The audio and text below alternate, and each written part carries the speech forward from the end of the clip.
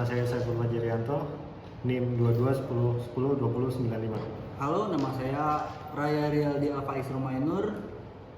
NIM saya 221010201268. Halo, nama saya Eko Sugiarto, NIM saya 221010201188. Halo, nama saya Muhammad Hanif.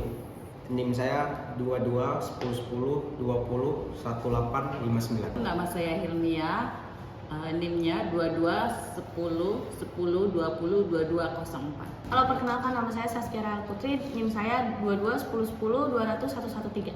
Ya baik, teman-teman, mungkin dari pemahaman segi hukum yang berkaitan dengan kriminologi itu sendiri, mungkin saya Eko akan menjelaskan sedikit apa arti dari kriminologi itu sendiri. Kriminologi dalam perspektif hukum pidana ialah bidang ilmu yang mempelajari tentang tingkah laku dan akibat yang akan ditimbulkan dari tingkah laku itu tersebut. Jadi ilmu yang memang mempelajari tentang perilaku seseorang atau individu atau populasi atau kelompok orang yang memang ada di suatu daerah tersebut.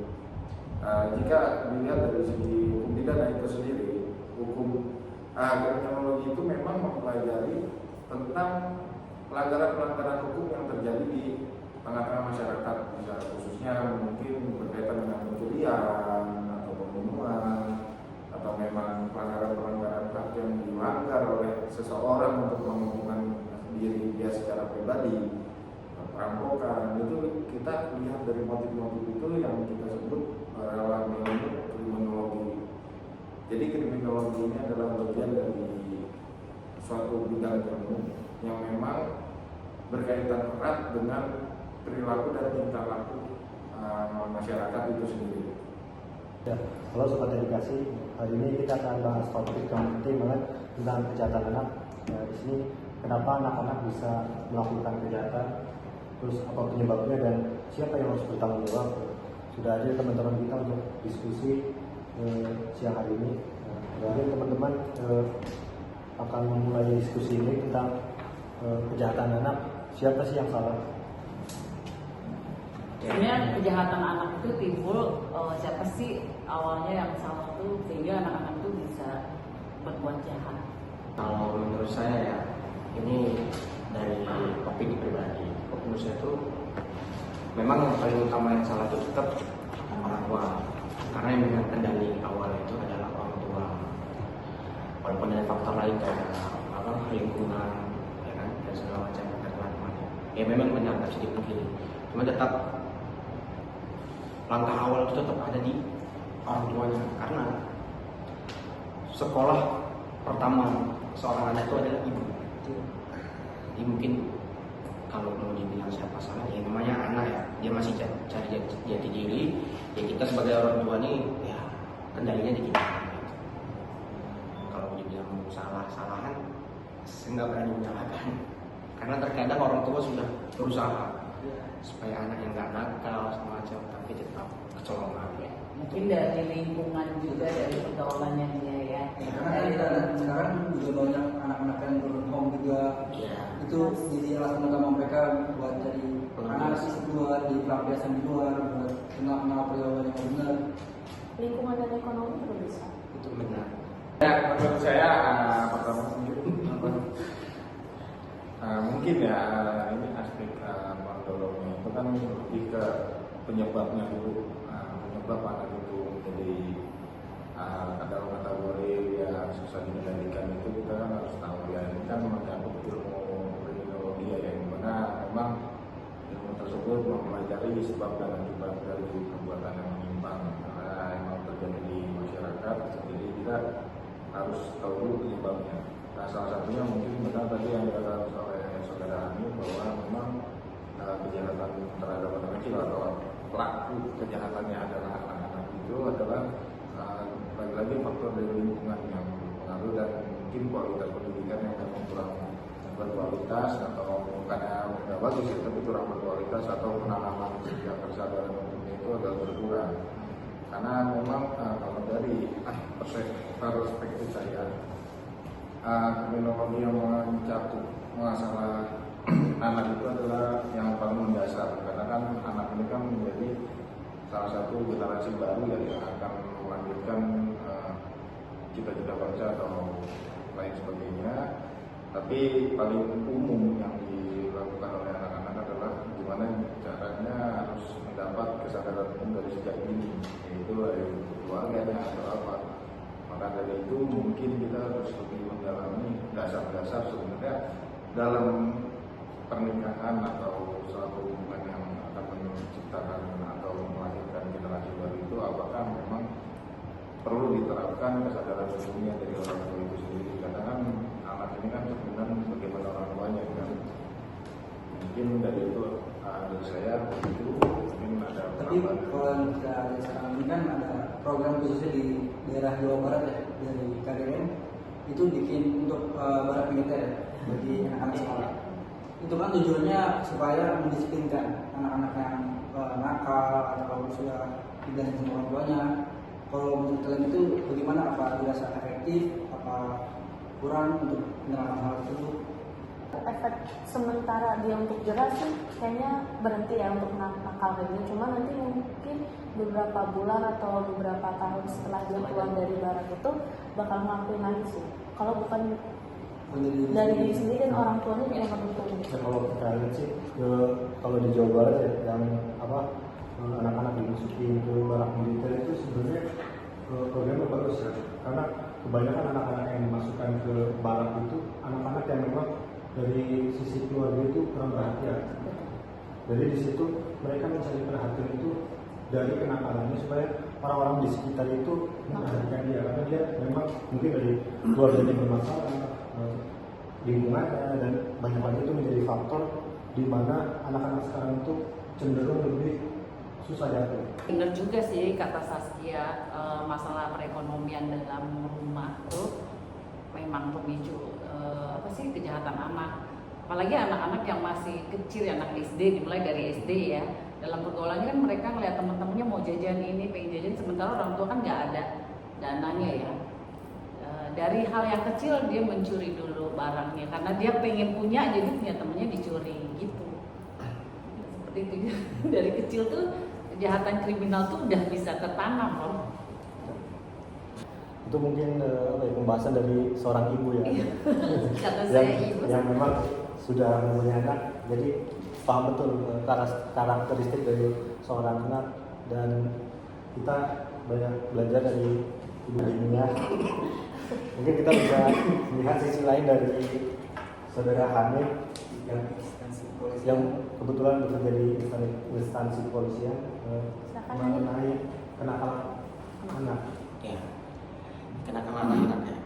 Jadi kalau dibilang secara hukum pidana atau hukumannya itu ya yang bisa dimasukkan ke dalam rehabilitasi ya, itu anak di bawah 12 tahun.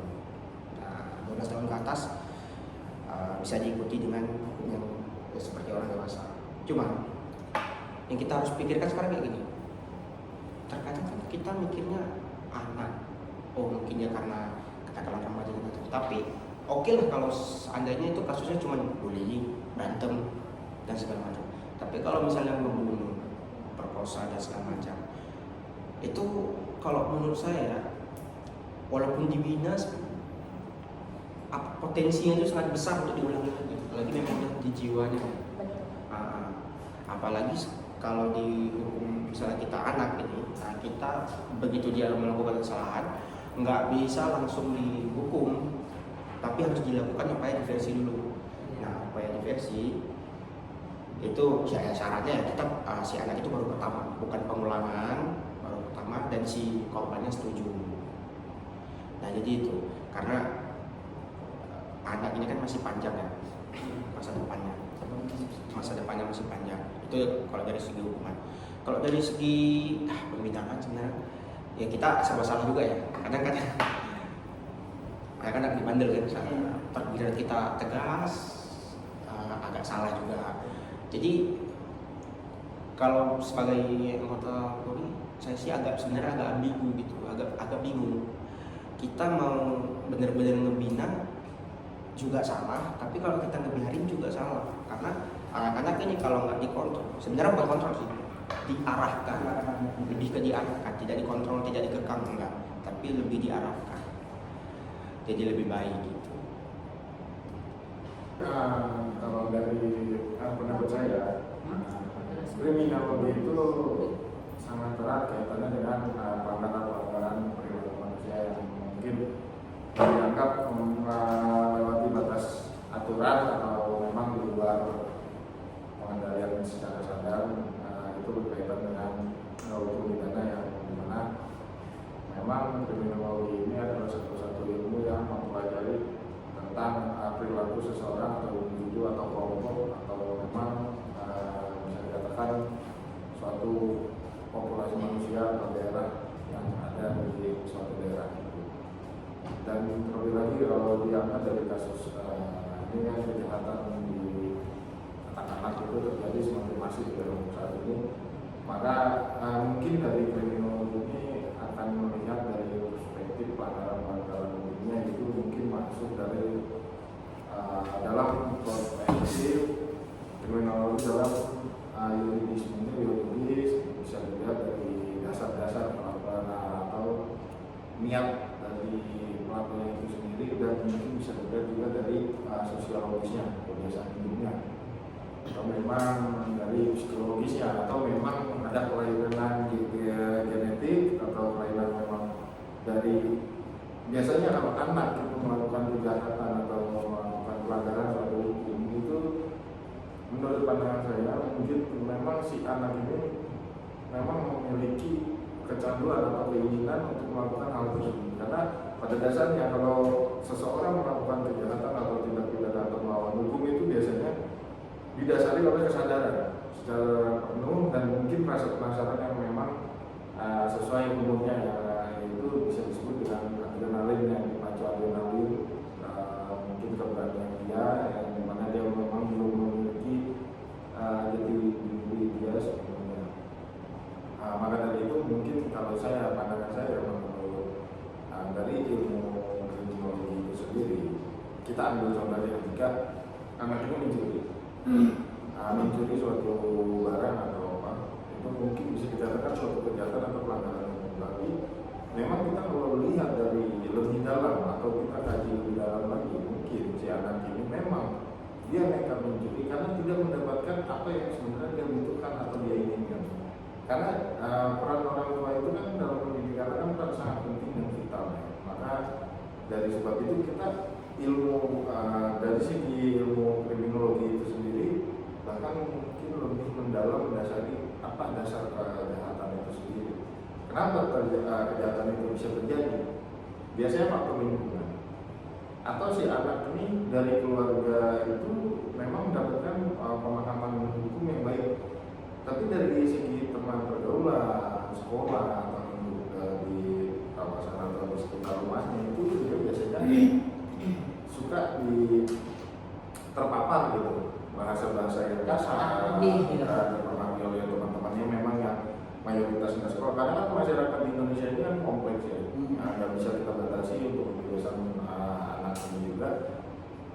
Jadi menurut pandangan saya bahwa anak yang melakukan pelanggaran kejahatan atau pelanggaran hukum itu bisa dianggap memang mungkin 20% itu ada kegagalan pendidikan dari segi orang tua, karena memang ya untuk kebutuhan yang tidak terpenuhi itu mendorong anak juga jadi melakukan tindak pidana, atau memang sudah dipenuhi tapi si anak itu memang kurang perhatian. Biasanya ada anak yang melakukan itu hanya melakukan hanya ingin mendapatkan perhatian dari orang tuanya. Ada faktor-faktor itu, yaitu berpengaruh sekali dengan psikologis si anak itu sendiri. Jadi menurut pemahaman saya dalam ruang hukum pidana, terutama dalam bidang ilmu kriminologi ini sangat penting kaitannya bahwa kriminologi ini memang mempelajari ilmu dasar-dasar tingkah laku manusia yang memang kenapa sebabnya mereka bisa melakukan pelanggaran itu sendiri dan apa akibatnya yang bisa ditimbulkan. Kriminologi itu juga akan membantu sebagai penegak hukum dalam menegakkan hukum yang memang dirasa baik untuk keputusan yang akan diambil.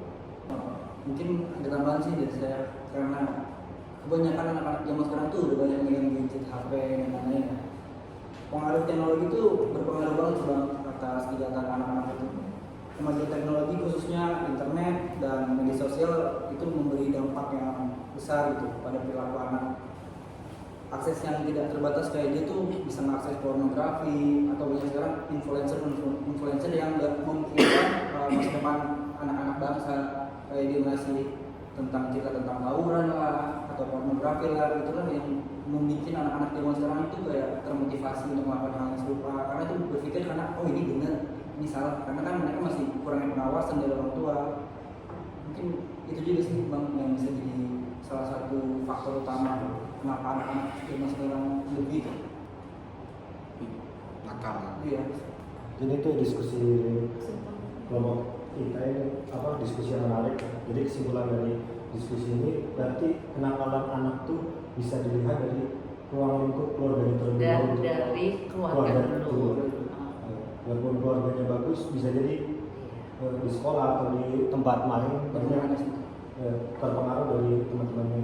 Mungkin diskusi ini sudah, dan ini cukup menarik untuk kita bahas.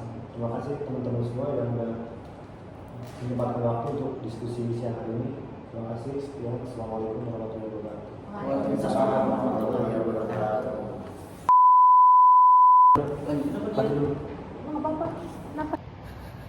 Nama saya. Udah apa tuh tadi edit kan? Iya, pas kita gini aja, pancing. Ya, NIM-nya 20 22 10 lupa.